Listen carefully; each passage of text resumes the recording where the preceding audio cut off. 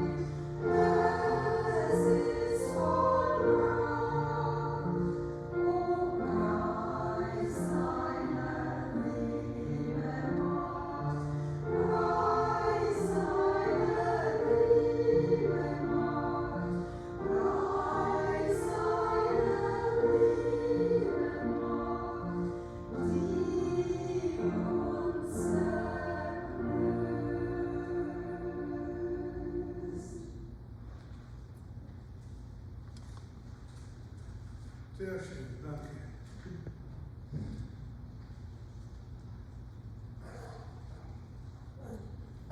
Die erste Lesung ist aus 1. Mose, Kapitel 15, Vers 1 bis 6. Und wir lesen: Nach diesen Geschichten begab sich, dass zu Abraham geschah, das Wort des Herrn im Gesicht und sprach: Fürchte dich nicht, Abraham, ich bin dein Schild und dein sehr großer Lohn. Abraham sprach aber: Herr, was willst du mir geben? Ich gehe dahin ohne Kinder, und dieser Eliezer von Damaskus wird mein Haus besitzen. Und Abraham sprach weiter: Mir hast du keinen Samen gegeben, und sieh, eine von meinen Gesinde soll mein Erbe sein. Und siehe, der Herr sprach zu ihm: Er soll nicht dein Erbe sein, sondern der von deinem Leibe kommen wird, der soll dein Erbe sein. Und er hieß ihn hinausgehen und sprach: Sieh gen Himmel und zähle die Sterne. Kannst du sie zählen? Und sprach zu ihm: Also soll dein Same werden. Abraham glaubte dem Herrn, und das rechnete er ihm zur Gerechtigkeit. Soweit die erste Lesung. Wir lesen auch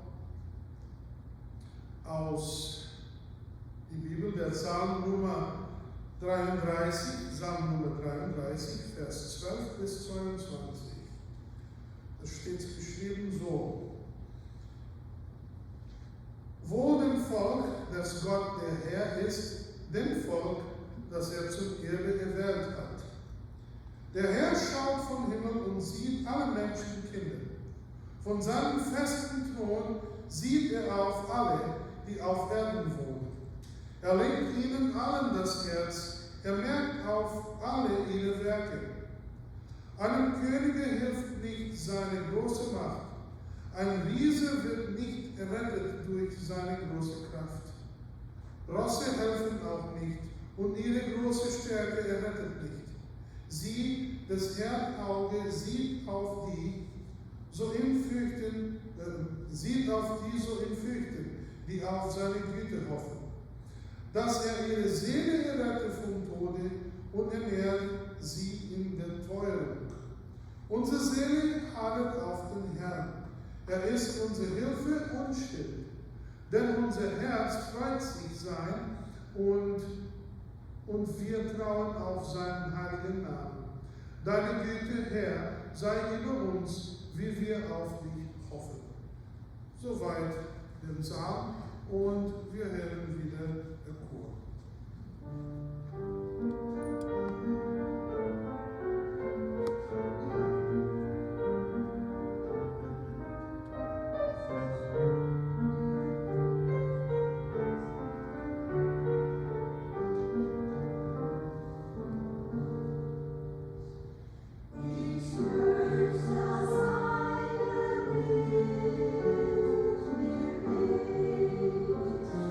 Yes,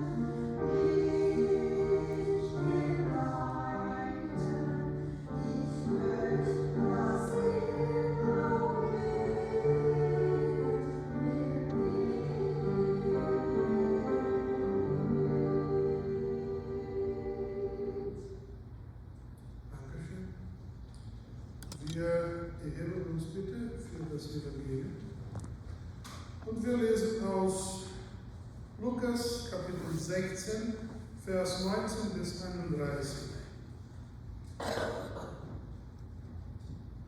So lesen wir. Es war aber ein reicher Mann, der kleidete sich mit Purpur und köstlicher Leinwand und lebte alle Tage herrlich und in Freude. Es war aber ein Armer mit Namen Lazarus, der lag vor seiner Tür voller Sterben und begehrte sich zu sättigen von den Brosamen, die von des reichen Tische fielen. Doch kamen die Hunde und leckten ihm seine Sterbe. Es begab sich aber, dass der Arme starb und ward getragen von den Engeln in Abrahams Schoß. Der Reiche aber starb auch und war begraben. Als er nun in der Hölle und in der Qual war, hob er seine Augen auf und sah Abraham von ferne und Lazarus in seinem Schoß. Und er rief und sprach: Vater Abraham, erbarme dich mein und sende Lazarus, dass er das Äußerste seines Fingers ins Wasser tauche und kühle meine Zunge, denn ich leide Pein in dieser Flamme. Abraham aber sprach: Gedenke, Sohn, dass du dein Gutes empfangen hast in deinem Leben, und Lazarus dagegen hat Böses empfangen. Nun aber wird er getröstet und du wirst gepeinigt. Und über das alles ist zwischen uns und euch eine große Kluft befestigt, dass die da wollen von ihnen hinabfahren zu euch können nicht und auch nicht von dannen zu uns herüberfahren. Da sprach er: So bitte ich dich, Vater, dass du ihn sendest in meines Vaters Haus, denn ich habe noch 5 Brüder, dass er ihnen bezeuge, auf dass sie nicht auch kommen an diesem Ort der Qual. Abraham sprach zu ihm: Sie haben Mose und die Propheten, lass sie dieselben hören. Er aber sprach: Nein, Vater Abraham, sondern wenn einer von den Toten zu ihnen ginge, so werden sie Buße tun. Er sprach zu ihm: Hören sie Mose und die Propheten nicht? So werden sie auch nicht glauben, wenn jemand von den Toten aufsteht. Soweit das Wort Gottes. Und wir sprechen gemeinsam das apostolische Glaubenbekenntnis. Ich glaube an Gott, den Vater, den allmächtigen Schöpfer Himmels und der Erde, und an Jesus Christus, seinen eingeborenen Sohn, unseren Herrn, der empfangen ist vom Heiligen Geist, geboren von der Jungfrau Maria, gelitten unter Pontius Pilatus, gekreuzigt, gestorben und begraben, niedergefahren zur Hölle, am 3. Tage auferstanden von den Toten, aufgefahren in den Himmel, sitzen zur Rechten Gottes des allmächtigen Vaters. Von dann er kommen wird, zu richten die Lebendigen und die Toten. Ich glaube an den Heiligen Geist, eine heilige christliche Kirche, die Gemeinde der Heiligen, Vergebung der Sünden, Auferstehung des Fleisches und ein ewiges Leben. Amen.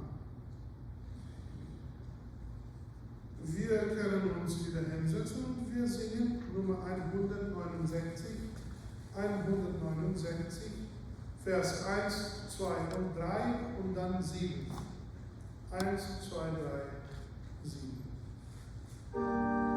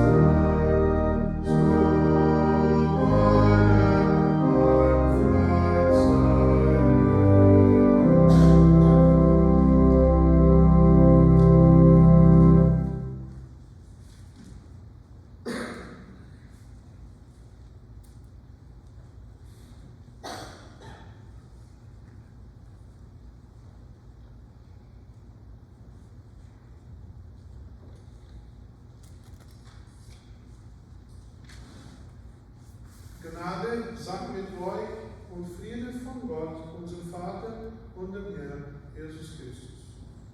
Amen. Liebe Brüder und Schwestern in Christus Jesus, ich möchte euch einladen, über den Begriff Glaube nachzudenken.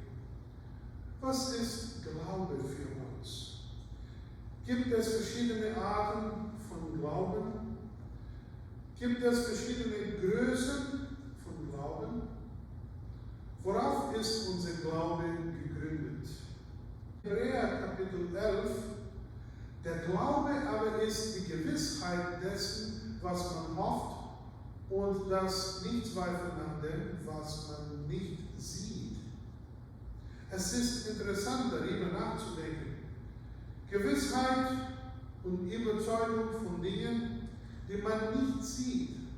Das heißt, Glaube bedeutet, Dinge als wahr anzunehmen, die wir vielleicht nie gesehen haben und vielleicht auch nie sehen werden, solange wir in dieser Welt leben.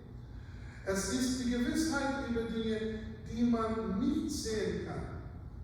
Der Christ steht wirklich vor einer großen Herausforderung im Glauben. Durch den Glauben sieht der Christ im Grunde das Unsichtbare. Und das stört Menschen, die Menschen, die nicht glauben können. Wenn es eine Diskussion über den christlichen Glauben gibt, hören wir oft von Menschen, die nicht an Gott glauben, beweisen mir, dass Gott existiert. Niemand hat mir bisher wissenschaftlich die Existenz Gottes bewiesen. Aber schaut, damit Dinge existieren, müssen wir sie nicht unbedingt sehen.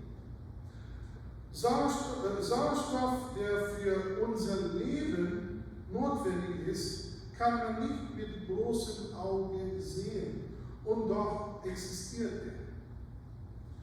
Ohne ihn würden wir sterben.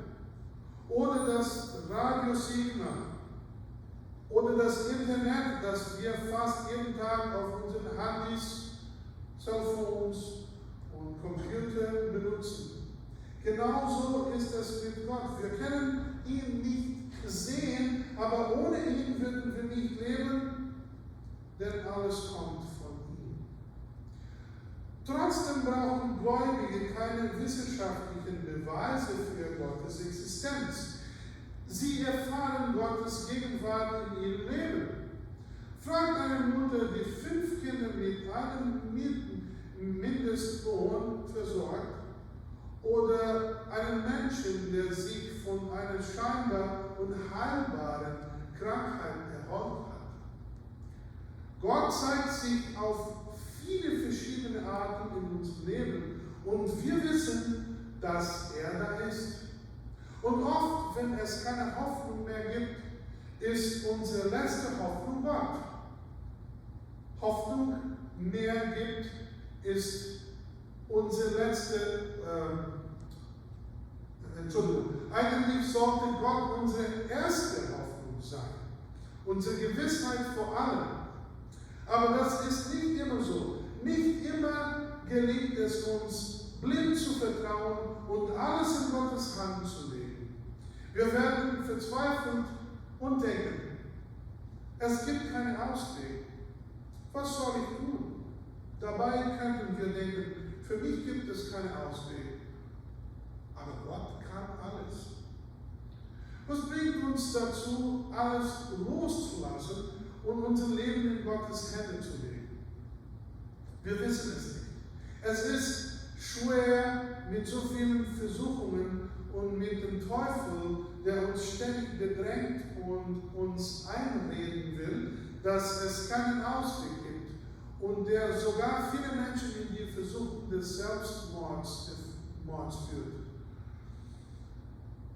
Wie können wir den Glauben eines Mannes wie Abraham verstehen, der mit 75 Jahren alles verlässt, seine Familie, seine Verwandten, sein Land, seine Frau Sarai und seinen Neffen Lot mitnimmt, alles, was er tragen kann, und Gott in ein Land folgt, das Gott ihm zeigen will.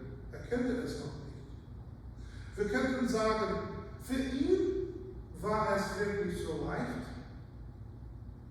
Würden wir alles verlassen, um Gott zu gehorchen und ihm ein Land zu geben, in dem nichts ist? Und wie kann man Gottes Verheißungen vertrauen?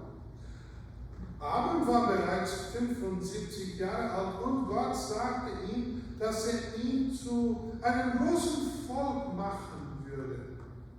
Kinder, mit 75 Jahre alt. Und wir dürfen nicht vergessen, dass selbst Abraham Momente der Schwäche hatte. Er und seine Frau Sarah dachten, Gott würde zu lange warten, und sie versuchten Gottes Verheißung selbst zu helfen, indem sie ein Kind durch die Magd Hagar bekamen. Aber Gott braucht keine Hilfe. Er wollte, dass Abraham lernt zu warten und zu vertrauen, dass Gott den richtigen Zeitpunkt hat und kennt. Und später schickte Gott Sarah doch noch einen Sohn. Abraham und Sarah mussten lernen, sich zu bekehren und zu erkennen, dass Gottes Zeit manchmal anders ist als unsere Zeit. Und das gehört ebenfalls zum Glauben dazu. Im Leben und im Erleben mit Gott im Glauben zu wachsen. Es ist schwer zu glauben, wenn wir vom Teufel versucht werden, an Gott zu zweifeln. Der Teufel will unser Verständnis verwirren, damit wir Gottes Verheißungen nicht glauben. Er versucht, das Werk des Heiligen Geistes zu stören und unser Glauben zu verdunkeln. Erinnert ihr euch an Nikodemus? Auch er konnte den Glauben nicht verstehen. Jesus sagte ihm immer wieder, dass man von neuem geboren werden müsse. Nikodemus dachte, man müsse in den Mutterleib zurückkehren und körperlich neu geboren werden. Das erschien ihm unmöglich. Aber Jesus sprach von etwas anderem, von der geistlichen Wiedergeburt durch die Taufe. Der Mensch denkt oft sehr kompliziert, aber Gott denkt einfach, um unser Leben zu erleichtern. Der Mensch kann sich viele Theorien darüber ausdenken, wie die Welt entstanden ist. Gott aber dachte und sprach, und es geschah. Durch sein Wort wurde alles geschaffen. Gott sprach, es werde Licht, und es wurde Licht. Der Mensch kann aus eigener Kraft nicht an Gott glauben. Jesus selbst sagt, wer ihr den Dingen dieser Welt nicht glauben könnt, wie wollt ihr dann den himmlischen Dingen glauben? Und tatsächlich, wenn wir schon oft nicht einmal einander vertrauen können, obwohl wir uns sehen, wie sollen wir dann Gott vertrauen, den wir nicht sehen können? Aber Gott macht unser Leben einfacher. Er sendet den Heiligen Geist, damit wir glauben können. Durch die Taufe werden wir neu geboren und Gott schenkt uns den wahren Glauben. Der Mensch kann viele Wege erfinden und sich selbst zu retten. Aber Gott macht es einfach. Er rettet uns aus Gnade. Warum? Die Antwort finden wir in Johannes 3,16, dem Evangelium des Tages. Und es sagt so, denn so sehr hat Gott die Welt geliebt, dass er seinen eingeborenen Sohn gab, damit alle, die an ihn glauben, nicht verloren gehen, sondern das ewige Leben haben. Wie können wir selbst einen so wunderbaren Weg zu retten finden, bei dem jemand sich freiwillig für alle hingibt? Wie könnten wir an etwas so Ungewöhnliches glauben? Wir können es nicht aus eigener Kraft. Es ist Gott, der uns glauben lässt. Er schenkt uns den Glauben. Und diesen Glauben sollen wir pflegen, indem wir Gottes Wort lesen oder hören und indem wir am Gottesdienst und am Heiligen Abendmahl teilnehmen. Gott gibt uns alles. Wir müssen nur das annehmen, was er uns schenkt. Wie sollen wir unseren Glauben leben? Indem wir Gott nicht aus unserem Leben ausschließen. Indem wir seine Nähe suchen in seinem Wort und in seinen Gaben. Vor allem aber, indem wir ihm vertrauen, zu ihm beten, ihn bitten und ihm danken. Jesus selbst sagt, ihr habt nichts, weil ihr nicht bittet. Die Bibel gibt uns die Verheißung, dass Gott unsere Gebete hört. Auch Jesus hat gebetet und mit dem Vater gesprochen. Warum sollten wir dieses Geschenk nicht nutzen? Das Gebet hat große Kraft, weil Gott auf der anderen Seite ist und uns hört. Und wenn unser Glauben echt ist, dürfen wir sicher sein. Gott hört uns und antwortet uns nach seinem Willen. Denn wo sonst könnten wir auf bessere Tage hoffen als bei Herrn? Das Gleichnis von reichen Mann und von armen Lazarus hilft uns, diese Wahrheit noch besser zu verstehen. Nach menschlichem Blick war der reiche Mann gesegnet und Lazarus verlassen. Der eine lebte in Luxus und Reichtum und Überfluss. Der andere lag krank, hungrig und voller Wunden vor seiner Tür. Aber der Glaube sieht weiter, als die Augen sehen können. Als beide starben, wurde die verborgene Wahrheit sichtbar. Lazarus wurde von den Engeln zu Abraham getragen. Der reiche Mann aber kam in die Qual. Der Unterschied lag nicht im Besitz oder im Leid, sondern darin, worauf jeder sein Vertrauen gesetzt hatte. Der reiche Mann hatte alles in dieser Welt, aber keinen Glauben. Lazarus hatte wenig in dieser Welt, aber den größten Schatz, Vertrauen auf den Gott, der rettet. Darum ist der Glaube für uns alle so wichtig. Er lässt uns über das Sichtbare hinaussehen, über unsere Umstände und unser Leid hinaus. Oft fühlen wir uns wie Lazarus, verletzt durch die Sorgen des Lebens und belastet von Problemen, die unlösbar scheinen. Aber im Glauben wissen wir, dieses Leben ist nicht das Ende der Geschichte. Gott kennt unsere Kämpfe, er hört unsere Gebete und hat für seine Kinder etwas viel Größeres vorbereitet als alles, was diese Welt geben kann. Wer an Christus glaubt, hat vielleicht kein einfaches Leben, aber er hat eine Verheißung, die niemand wegnehmen kann. Das ewige Leben. Und diese Verheißung ist mehr wert als alle Reichtümer der Welt, denn wer an ihn glaubt, geht nicht verloren, sondern hat das ewige Leben. Einmal hatte meine Mutter Lungenkrebs und musste über 2 Jahre Operationen und Chemotherapie durchstehen. In einer Phase der Erschöpfung war sie sehr müde und traurig wegen all der Behandlungen. Eine Freundin sagte zu ihr, warum bist du so niedergeschlagen? Du musst einfach mehr Glauben haben. Und meine Mutter antwortete, wer sagt denn, dass ich keinen Glauben habe? Das ist das Einzige, was mir geblieben ist. Wie könnte ich nicht auf Gott hoffen, wenn die Menschen mir nicht mehr helfen können? Und sie lebt noch. Oft sind wir müde. Aber das bedeutet nicht, dass wir den Glauben verloren haben.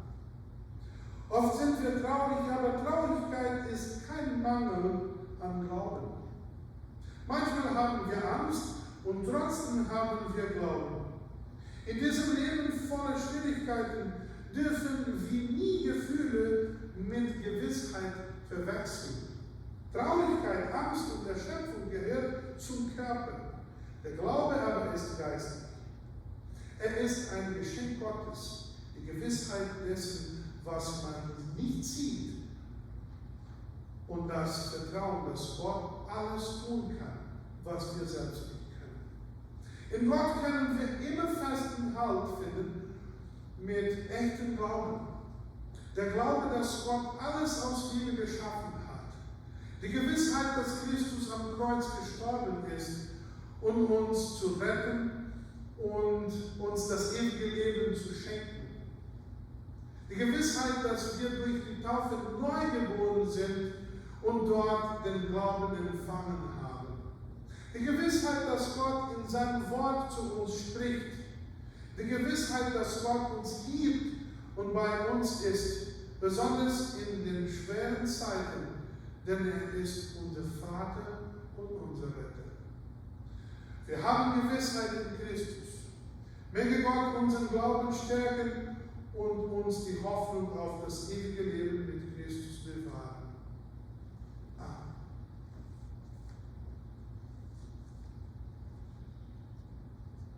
Der Friede Gottes, der höher ist als alle Vernunft, bewahre eure Herzen und Sinne in Christus Jesus.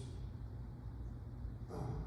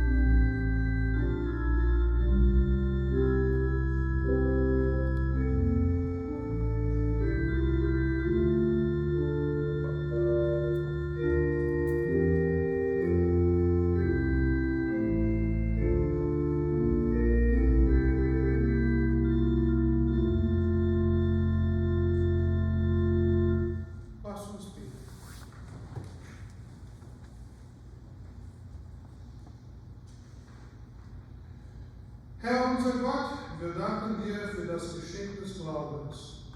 Du hast uns nicht allein gelassen in einer Welt voller Zweifel, sondern du hast uns dein Wort gegeben und deinen Heiligen Geist gesandt, damit wir glauben können. Stärke unseren Glauben, der oft schwach und angefochten ist. Bewahre uns davor, nur auf das zu schauen, was wir sehen, und lehre uns, dir zu vertrauen, auch wenn wir dich nicht sehen können. Lass uns festhalten an deiner Verheißung, dass jeder, der an deinen Sohn Jesus Christus glaubt, das ewige Leben hat. Herr Jesus Christus, du hast uns am Kreuz deine Liebe gezeigt und uns den Weg zum Vater geöffnet. Wir bekennen, dass wir oft wie Abraham und Sarah zweifeln, dass wir versuchen, deine Verheißungen selbst zu erfüllen oder die Zeit zu bestimmen. Vergib uns unsere Ungeduld und unser Kleinglauben. Lehre uns zu warten, dir zu vertrauen und zu erkennen, dass dein Zeitplan besser ist als unser. Erneuere uns die Freude am Glauben, der nicht auf menschlichen Beweisen ruht, sondern auf deine Gnade und dein Wort. Heiliger Geist, du wirkst in uns den lebendigen Glauben, der uns trägt in guten und schweren Tagen. Wenn wir müde sind, wenn Zweifel uns bedrängen oder wenn wir wie Lazarus am Rand des Lebens stehen, halte uns fest. Richte unser Herzen auf das Unsichtbare und Ewige aus. Schenke uns Trost in Leiden, Hoffnung in Dunkelheit und Gewissheit in der Verheißung Gottes. Und führe uns eines Tages zur Vollendung unseres Glaubens, wo wir dich sehen werden von Angesicht zu Angesicht und das ewige Leben in Christus empfangen. Amen. Vater, unser Herr, du bist im Himmel, geheiligt werde dein Name. Dein Reich komme, dein Wille geschehe im Himmel und also auf Erden. Unser tägliches Brot gib uns heute und vergib uns unsere Schuld, wie wir vergeben unseren Schuldigen. Und führe uns nicht in Versuchung, sondern löse uns von dem Übel. Denn dein ist das Reich und die Kraft und die Herrlichkeit in Ewigkeit. Amen. Der Herr segne dich und behüte dich. Der Herr lasse sein Angesicht leuchten über dir und sei dir gnädig. Der Herr erhebe sein Angesicht auf dich und gebe dir Frieden.